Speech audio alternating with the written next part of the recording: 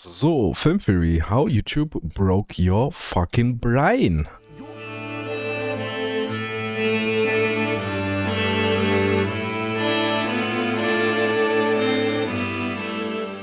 YouTuber is killing pop culture. Whether it's me, Mr. Beast, the Game Grumps, binging with Babish, we are all guilty. In fact, all of YouTube's guilty. And it's not just on this platform either. Netflix, Disney Plus, yeah, them too. Max, Prime Video, absolutely. When it comes right down to it, on-demand viewing of entertainment has slowly eroded away the very fabric of our collective cultural identity. And whether you realize it or not, that's a key reason why many of you watching right now are suffering from depression. That's why anxiety levels are on the rise. It's why America is a political hotbed and why so many people are questioning how they fit into the world right now. It's all because of this. Behind me are the most expensive cars in the world. My ability to stream.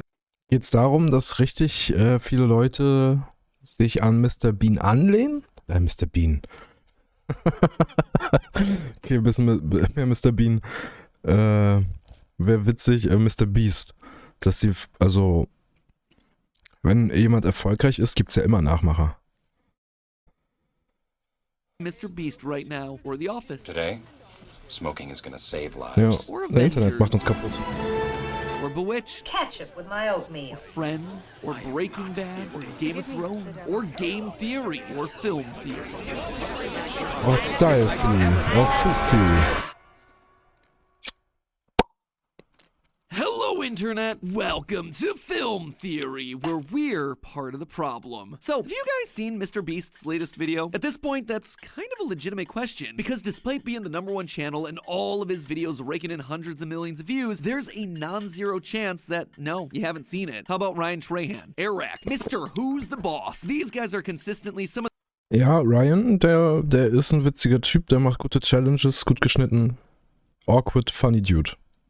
Die anderen beiden kann ich nicht. the most watched creators on the platform right now, drawing in millions of views with each upload. Are they showing up on your homepage? For a big chunk of you, I guess the answer is no. And I know this because I do actively watch their stuff, and they're not showing up for me. For some reason, their videos just aren't ones that YouTube's algorithms are recommending to me. Bet you've noticed this, right? YouTube is different this year. Recommendations feel different. Older videos are cropping up, there's more shorts everywhere, smaller creators are getting more visibility, and the things that Das stimmt, ich krieg auch bei meinem YouTube-Feed viel mehr Reactions von anderen kleinen Piss-Streamern rein.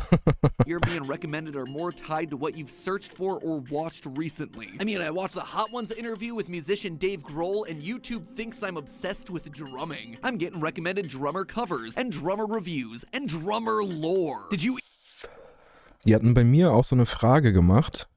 Was möchtest du eigentlich gucken? Und dann, ne, auf dem Handy, hab draufgeklickt. So als von Gitarrentabs kenne ich das nur, dass du auswählst, was du so gucken möchtest. Oder bei Gitarrentabs war halt, was für eine Musikrichtung du hörst, welche Lieder du cool findest. Je nachdem schlagen sie dir Sachen vor, die du lernen kannst und so.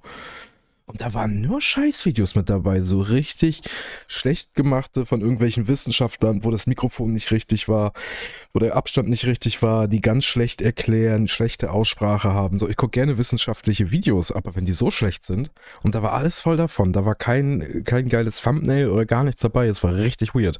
Ich habe es auch abgebrochen, weil ich dachte, okay, die wollten irgendwie 10 haben. Nee, ich habe gescrollt und es ging immer und immer weiter. Ganz weird. even know that there was drummer lore? Because let me tell you, there is. Basically what's going on here is that this year has seen some massive changes on the platform, which merits a whole separate conversation unto itself, but the long and short of it is that my YouTube doesn't look like your YouTube anymore. You know what really proved this one to me? Skibbity. Oh ja, ich guck immer durch die vorgeschlagenen Sachen, und wenn ich bei irgendjemand anders auf dem Handy bin oder so, ich weiß gar nicht mehr, wonach ich suchen soll, weil meine Vorschläge eigentlich schon so doll auf mich angepasst sind. Das ist richtig kacke. Toilet. Seriously. True story, I was recently talking to a big room of Google's higher-ups, and I asked them if they'd ever seen a Skibbity Toilet video. You know, that insanely popular series of viral shorts that's gotten over 35 million subscribers and 12 billion views on their platform in the last 5 months alone. Not a single person in the room had ever heard of it. Regardless of whether you think Skibbity is pure gold or should be flushed down the toilet it came from, that right there, that is telling. And it's not just here on YouTube either. TikTok is really the one that started this whole trend. That's why you always hear people asking, hey, what's on your TikTok? Because in a world where algorithms are selecting what content you see, there's no guarantee that when I play this, That's suspicious. Das ist immer ein bisschen sass, wenn Leute sagen, Alter, wenn ich mein TikTok aufmache, tanzen da nur minderjährige Mädchen. Wenn du das viel anguckst und dann noch likest, dann kriegst du mehr davon. Dann bist du, glaube ich, kleiner Teil des Problems.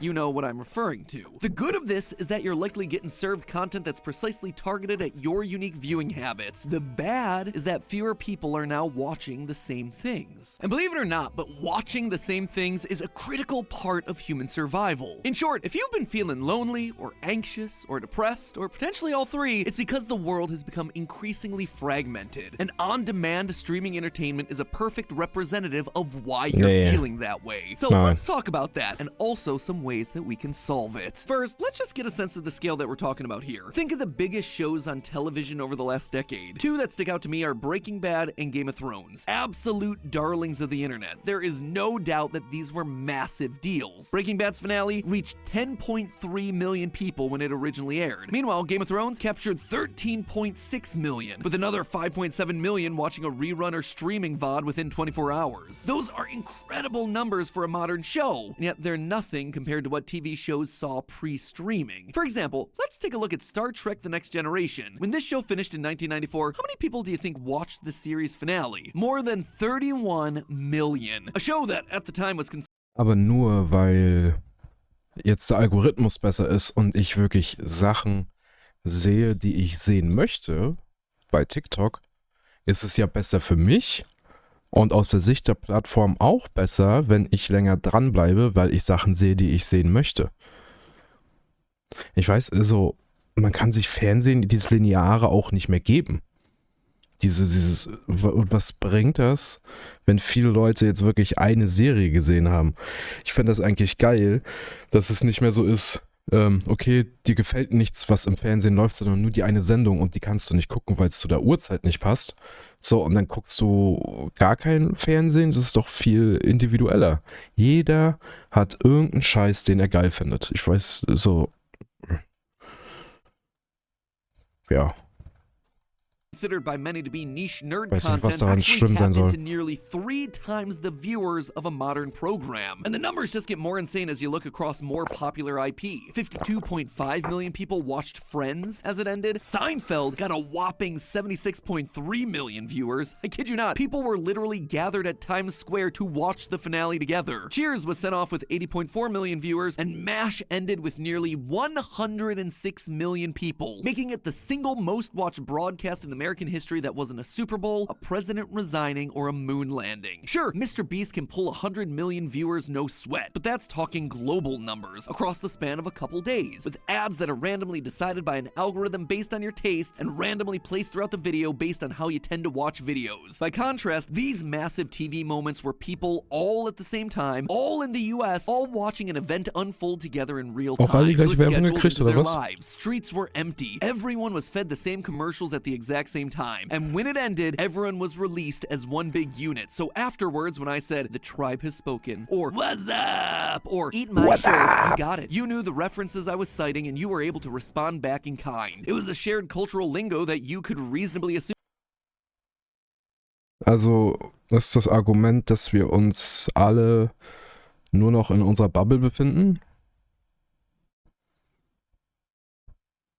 Most people you talk to had also been exposed to. But think about what that means in the age of on-demand video, in the age of YouTube, of TikTok and Netflix. What can you rely on people to actually know? That's just a theory? Yeah, maybe, but for as big as our channels are, we've always been niche. Like, comment, and subscribe? Sure, but it's also too broad. It's too vague. That's on everything from a beauty vlog to a locksmithing how-to. It says nothing about who you are, who we are as consumers of content. And of course, this isn't only affecting TV. Avengers Endgame was the last big cultural movie moment to happen in theaters, and now, just 4 or 5 years later, the pop culture encyclopedia has largely run dry. IP like Marvel and Star Wars were among the last holdouts of shared cultural touchstones, but because of how they've been strip mined for content, their importance and relevance have largely been on the downswing.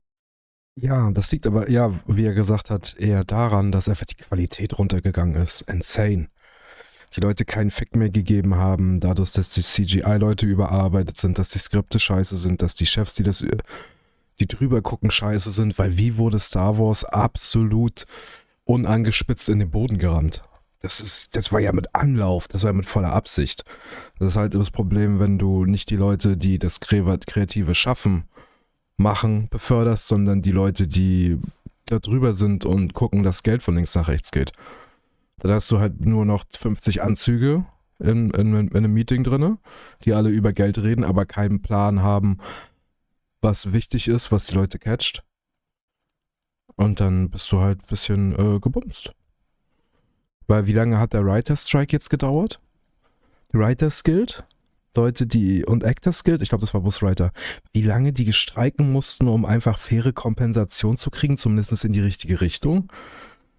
Ich weiß nicht, das ist, ja, With ever-decreasing box office returns. And what's risen up to replace them? Nothing. Well, nothing except the Taylor Swift Eras Tour streaming in theaters. But again, why is that such a big cultural touchstone? Well, because she's one of the only artists to have made it big before this on-demand explosion, with albums dropping in 2006, 2008, 2010, and 2012. All before Spotify came in and solidified music as the on-demand entertainment source it is today. And as a result of getting a foothold early, she's been able to maintain relevance through consistent releases ever since, leading us to today, where she's one of the few music acts that have been able to achieve such huge critical mass and cross-generational boundaries. But after Tay-Tay, who's next? Who rises up? What musical acts have had the same sort of cultural relevance? Internationally, I'd say K-pop comes pretty close, but the audience is now too divided for any one artist to attain that much of your attention. And so I can't just turn to the person next to me and ask if they stan Kim Tae-young or make a casual reference to color-changing soup and just expect them to know what I'm talking about. Now, on one hand, this rise of on-demand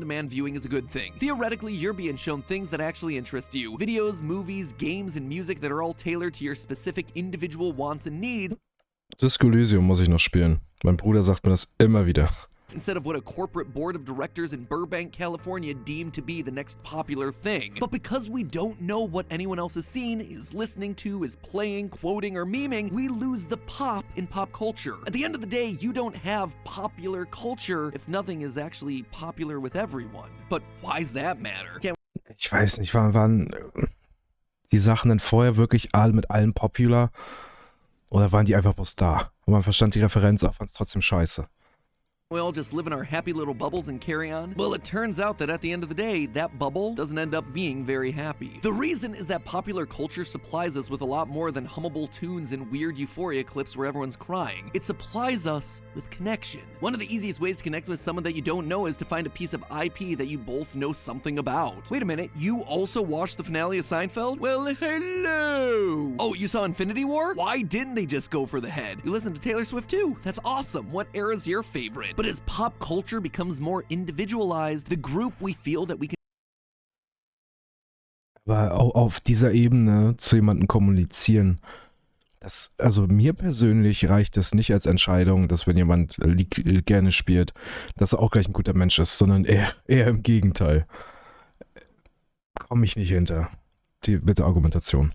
Can truly connect with becomes smaller and smaller. Does that sound like I'm overstating the importance of these connections? Well, it turns out the fracturing of pop culture platforms coincides with a huge rise in feelings of loneliness and isolation in our society, especially here in the US, where we've already placed a high value on the idea. Ich glaube, da geht's, also finde ich ganz weird. Ganz weird. In Amerika wirst du, wenn du ein Schwarzer bist, mit hoher Wahrscheinlichkeit erschossen. Die Morde werden nicht aufgeklärt. Du hast eine richtig hohe Kindsmortalitätsrate. Wenn du im Servicebereich arbeitest, bist du von den Tipps abhängig. Damit können die Restaurantbesitzer einfach sagen, ich bezahle $1 die Stunde, den Rest geht dann über alles, was du an Tipps kriegst. Du hast kein soziales Auffangnetz, du musst auf Krampf ein Auto kaufen, du weißt nicht, wie deine Kinder versorgen sollst. Ich glaube, das hat eher mit dem Gefühl der Einsamkeit zu tun, weil du auch nicht rausgehen kannst und was machen. Wie viel kostet das denn? Einfach, sag mal, so ein Restaurant oder ins Kino oder irgendein Sportverein oder irgendein Konzert oder so, wo man mit Leuten connecten könnte. Das bezahlt sich ja dumm und dämlich. Das geht ja auch hier in Deutschland nicht. Die Lebenshaltungskosten sind so insane. Bei uns sind die Mieten ja schon hoch. In Amerika sind die noch 100-mal höher. Und noch schlimmer. Und dann hast du noch die Republikaner, dann hast du auch die ganzen Knarren und ist einfach, das jetzt, nur weil es gleichzeitig passiert, zu sagen, das eine hängt vom anderen ab, das finde ich ganz schwach. Idea of independence. A Gallup poll from 1980 showed that 20% of the population felt lonely. That same poll in 2020 reported that 36% of people, more than 1 in 3, was grappling with some form of serious loneliness. But that was 2020, right? That was the pandemic. You'd think that coming back from the pandemic would have improved the situation. But polls in 2023, 2 years after lockdowns have ended in most places, they show that loneliness continues to climb, with some studies reporting 60% of respondents feeling isolated, lonely, or struggling to make personal connections. And these stats aren't just like, oh, that's really sad. It's an epidemic that disproportionately affects people under the age of 25. That's not to say older generations haven't dealt with mental health or loneliness. They do, frequently, but it often goes underdiagnosed in those populations. That said, the statistics overwhelmingly show that the vast majority of younger people are dealing with loneliness on a regular Kriege? Die Welt ist gefickt, es wird nichts gegen den Klimawandel gemacht, reiche Leute werden noch reicher, es wird auf arme Leute geschissen. Oder Leute, besser gesagt, Leute, die nicht reich sind, auf die ist maximal geschissen. Lobbyismus, es geht nur ums Geld, scheiß drauf, wer auf der Strecke zu Schaden kommt. Der Anstieg mit den ganzen Schmerzmitteln, mit die Opioidtode. What? Finde ich, ja. Also, ne? basis. Die Welt, die Generation vorher hinterlassen haben, ist halt einfach ein dampfender Haufen Scheiße. Und dann hast du auch noch tierisch viele AfD-Wähler, die nicht, also die schlau sind wie ein Scheißmeter Feldweg. And they're, of course, also the people that have spent their lives in this fractured pop cultural world with fewer anchor points that connect them to other people. Instead, the only things that unite us now, the only things that are truly able to cut through the noise, are the tragedies. In an absence of fun moments like a new Star Wars movie or an Avengers film or a new concert, bad news is the thing that rises to the top of every social media feed. Natural disasters, shootings, war, political upheaval. Ja, das war aber schon immer so. Das war schon immer so. Und das mit Marvel und Star Wars. Marvel hat sich richtig ins Knie geschossen. Die haben nur, also ganz weird Dinge gemacht. Und von Star Wars, wer sich damit ein bisschen beschäftigt hat oder Star Wars-Fan war oder ist, der weiß ganz genau, was da für ein Riesenhaufen Scheiße gemacht wurde. Das wurde mit Anlauf gegen die Wand gefahren. Wieso nimmt man für den 8. Teil jemanden, der sein Skript nicht einmal checkt und Star Wars sofort zu einer Komödie machen möchte und alles, was der Regisseur vorher gemacht hat, einfach in die Tonne tritt. Und der Regisseur danach, der Erste war, einfach wieder versucht, alles zu fixen, was der Zweite kaputt gemacht hat. Na klar machst du das da kaputt. Und dann brichst du irgendwelche Regeln im Universum, die eigentlich alle anderen Sachen vorher scheiße machen. Wie mit diesen Speed-Skipping-Scheiße. Dann nimmt der Regisseur als Begründung irgendein Buch aus 2018 oder so und sagt, ja, da stand das drin, dann geht das. Ja, und was ist mit den ganzen Sachen vorher? Warum ging das vorher nie? Und warum? Hat alles keinen Sinn gemacht. Ganz schlimm. And while it isn't bad that people are more aware of those problems and injustices, this constant cycle of never-ending bad news with absolutely no levity cutting through has had a marked effect on the mental health of younger generations. But okay, I hear you saying that it's not fair to blame all our loneliness and isolation on these platforms. Like the fact that my TikTok doesn't serve me the same goalie cat clip yours does makes the world a sadder place. No, of course not. It's not only the platforms, but pop culture is part of a much bigger splintering that only looks worse the more you dig in. Pop culture obviously isn't the only way we relate to other people. There are lots of ways that people share interests and feel like we live in a society. And these ways are often listed out in various identity theories that have been made across history. Sports, religion, your job, your ethnic background, maybe your political views, any of these things might be enough to bring you together with someone else. The problem is that we're losing ground in these areas as well. All of them. For instance, looking at religious service attendance, it peaked in 1960 and it's been on the decline for the last 30 years. In fact, ist Amerika oder was? Ja, was willst du denn in der Kirche, wenn die Leute nur Scheiße beibringen als Frauenbild? Das gehört eigentlich nicht mehr in die heutige Zeit. Und einfach nur als Begründung genommen wird, dein Kind, was irgendwie homosexuell ist, einfach nur aus dem Haus zu treiben. Weil Homosexualität hat in Gottes Reich nichts zu suchen. Du bist eine Abomination. Hä? Nee, ganz weirdes, schwaches Video, finde ich. Außer es kommt jetzt so ein Kicker. about our shared love of the good old US of A? Patriotism in the US has also plummeted across the last 10 years, most significantly among younger people. On top of being the prime demographic to feel lonely and isolated, young people on platforms like YouTube and TikTok are also more likely to be politically informed, and they've become cynical about their political identity. In 2016, almost 40% of people under 29 reported feeling proud to be an American, and then they hummed that lyric by Lee Greenwood. Checking back in 2023, that number is just 18%. Auf was soll man denn Amerika auch stolz sein? Was hat das mit der Popkultur zu tun? Das Video ist komplett beschissen. So, okay, not really connecting Nee, on religion or ganz weird patriotism, takes. but hey, you can always meet Ganz people weird, at keine your Ahnung, wer das geschrieben job. hat. Oh, never mind. The workplace has been completely upended in the last 5 years, just in time for Gen Z to enter the workforce and look for jobs. But maybe those jobs are remote jobs. Maybe they're in person. Maybe it's halvesies. Maybe it's the gig economy. Maybe they'll strike. And all the while, there'll be a ton of inflation, and Logan Paul is going to be telling them they should be investing in crypto. 70% of millennials and Gen Z workers are considering quitting their jobs as I speak. And high percentages of Gen X workers in fields like tech and healthcare are feeling burned out due to work and finances. People's identities are no longer associated with the place they work because people don't view those places as reliable or helpful anymore. They feel financially insecure and underpaid. Enough so that basically half of all Zoomers, Nein, sie sind underpaid. Sie fühlen sich nicht so. Sie sind underpaid. Millennials and Gen Xers all have themselves a side hustle. My parents, by contrast, have worked in the same job for over 40 years. So for them, their job is a core part of their identity. But for young people now, they're disillusioned with corporate culture and mostly just want to get out. So your job's not making you any positive connections these days. What then does that leave us with? Well, according to identity theory, it leaves us with things like extreme political views, or extreme viewpoints on topics like gender, or extreme stances on race. All these areas where we've historically work to break down barriers, improve communication, and at least attempt to work together. Instead, walls are now getting built back up. Wer hätte gedacht, dass wenn man Leute Jahrzehnte lang absolut scheiße behandelt, ihnen absolut keine Möglichkeit gibt, irgendwas zu machen, irgendwelche 120-jährigen alten Wichser in Amerika da am Parlament sitzen und nur Scheiße verzapfen, dass da nur Gerrymandering betrieben wird, dass so wenig Wähler wie möglich den meisten Einfluss haben, dass die Leute sich dann scheiße fühlen. Wer hätte es gedacht? Zahl die Leute doch ordentlich. Wenn ein Arbeitgeber die Möglichkeit hätte, dir 1 Euro zu zahlen, dann würde er das machen. Deswegen braucht man Gesetze für den Mindestlohn und die perfekten Reichen besteuern.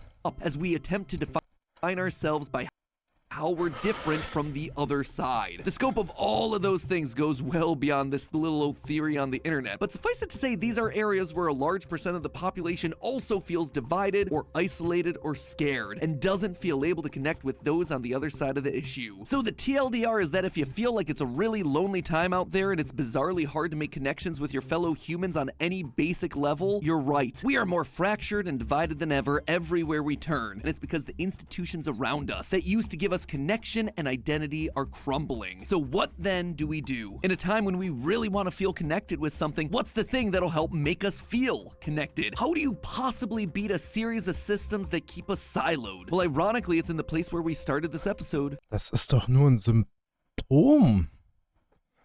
Das fängt doch ganz unten an, bei den ganzen Sachen, die ich bereits gesagt habe, und dann irgendwann nach 20 Jahren schießt das nach oben raus. Ist doch verständlich.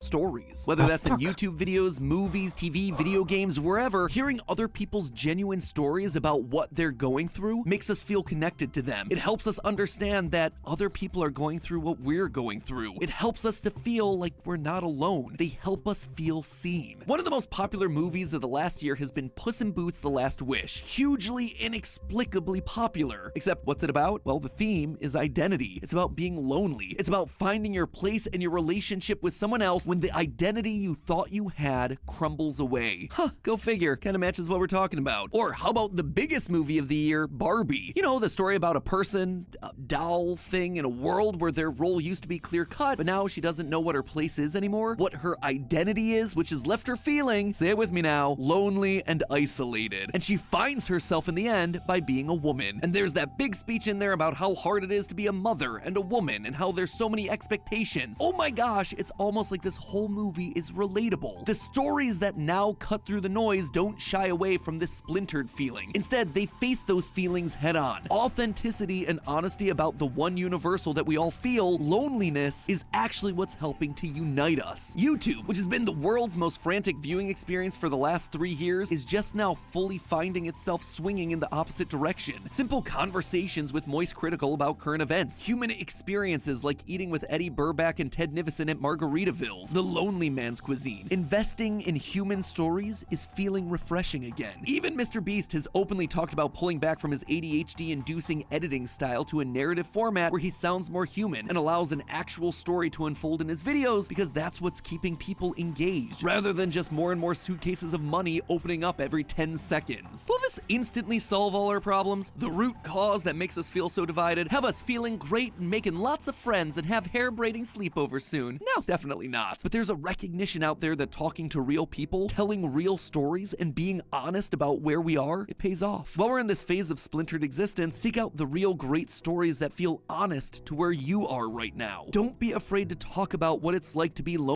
Ja, dann gehe ich ja wieder auf mich ein und dann soll ich doch jetzt zu großen Popkultur und popkulturären Sachen gehen, oder nicht? Wie soll ich dann auf die Geschichte eingehen, die auf mich eingeht? And do it in increments that are longer than 3 seconds. You could even go out on a limb and not set it to a trending sound. It's not guaranteed that everyone else you know will see the same things you will, watch the same movies you will, play the same games, or have the same experiences, but the important thing is that by watching and sharing stories that are real and relatable, we'll start a new pop cultural trend built on what it means to be human, with all the ups and downs that entails. You know what? It's not a bad place to start. But hey, that's just a theory. A film. Aber das wurde doch genau damit mit dem Barbie-Film abgegriffen. Ich verstehe nicht, was das Video soll. Es ist wahrscheinlich einfach nur, so muss was hochgeladen werden. Film theory and cut. Sehr weirdes Video. Sehr weird.